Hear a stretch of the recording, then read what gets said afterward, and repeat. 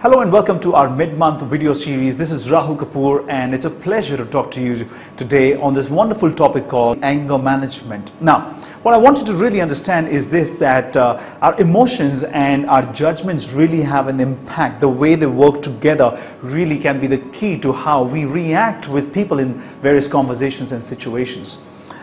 If you were to look at our emotions, and as our emotion level keeps going higher and higher, what happens to our judgment level is it keeps going lower and lower. When the emotion is at the highest level, that is when our judgment is at the lowest level. Now, in this case, the emotion is anger. So what happens when you're really angry? Your judgment level is really low, and then you do things, you say things that you don't really mean. Unfortunately, people remember exactly only that, and that becomes the root cause of strained relationships. So first things first, what I want you to do is to become aware of how your emotion and your judgment works together. It's only sane for you to know with this new awareness that when your emotion level is really high, it's really a good idea to be quiet. It's a good idea to be aware and tell the person that, hey, listen, you're not right now in that state for you to have the conversation, and delay it by a couple of hours, maybe a day if you really wish to also desire. Then you're going to give yourself a chance to kind of allow the emotion level to come back down, judgment level goes up, and you're able to do exactly what you need to do with your brain in its place. Now, I do know this, that a lot of people keep asking me about how we can try and overcome anger in the long run. Well, of course, I always recommend meditation as one of those most powerful ways of gaining an access and control over your anger. But here's something that you can do on a daily basis, and I promise you that in about 12 months you can have a huge impact made in this area of your life. So the first technique that I have for you is called the daily journaling. What you do here is basically every night, just before you go to sleep, spend about 10 minutes time, maybe less than that as well, to just journal down exactly when you experience anger throughout the day.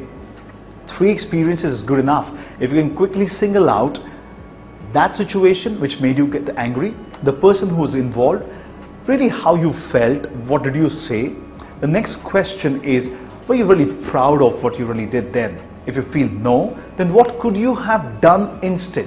And that's all that you need to do. Now, 3 experiences per day might mean about a 1 page or 2 page of journaling, and that's all that you need to do. Have one good book with you, keep on writing, and you will be able to try and get all your thoughts in that one place, which becomes your page of insights to know exactly how you behaved on that one day. Now let's go on to our step 2. Now this is called the weekly assessment. I really am a big fan of this concept, because what you really do now is you take some time off to reread those experiences that you've journaled down on those 6 days of that week. So you need about 20 to 30 minutes in isolation to be able to read these experiences. My personal thoughts on this is that the moment you start reading them, after a little while, you'll realize this, that half of what you did was not worth doing. You're gonna get this weird feeling up here in your chest, which is gonna give you an indication that that was something which was not worth doing. And if you get that feeling, you're on the right track. Let's go on from there. We go on to the third one, and I call this the monthly assessment. Now this is really where you want to start making some changes with a lot of integrity and honesty. Ask yourself really, once you have come into that monthly assessment, having done things in terms of writing daily and then reviewing weekly, you've gone through 3 weeks of that. So the 4th week is your monthly assessment. This is the time where you really have to ask yourself, what is it that you really want to change? What is that behavior? What is that reaction which is not helping you? And you got to make a commitment to yourself that you want to change it, you want to overcome it. Till you don't pass through that phase, you really can't go any further. And if you can pass through this phase, I can promise you some incredible results will really come your way. 4th is called the 6 months assessment. Now this is an interesting one. This is the stage by which time you should be able to overcome 50% of your anger. Yes, 50% of your anger. Now the question you will have in your mind is it practically possible at all for someone to do that? And the answer is yes. Question how? Well, simply because even though you've lived with anger for 20, 30, 40, 50 years of your life, remember, you've never been so conscious about the thoughts that are going in, the situations, the people involved, your reactions, and you've never done the daily journaling, you've never done the weekly assessment, you've never ever spent time on the monthly assessment to see what you want to change. But now that you're doing this, and you're doing this for 6 months back to back, that's a good enough time for your subconscious mind to kick in and start rewiring your brain. And if that happens, then I assure you 50% change is assured, is guaranteed, it's going to happen. And your final goal, of course, is the yearly assessment. By this time, you should have been able to overcome about 80 to 90% of your anger. And if you can do that, that'll be a tremendous achievement. Let me wrap this piece up by telling you how this impurity called anger is going to work with all that I've shared so far. Now, look, anger has been attached to our soul, and it has been interfering with our peaceful existence for centuries now, right? And every birth of yours, if you believe in soul, that is, and even if you don't, at least in this life, it's been interfering.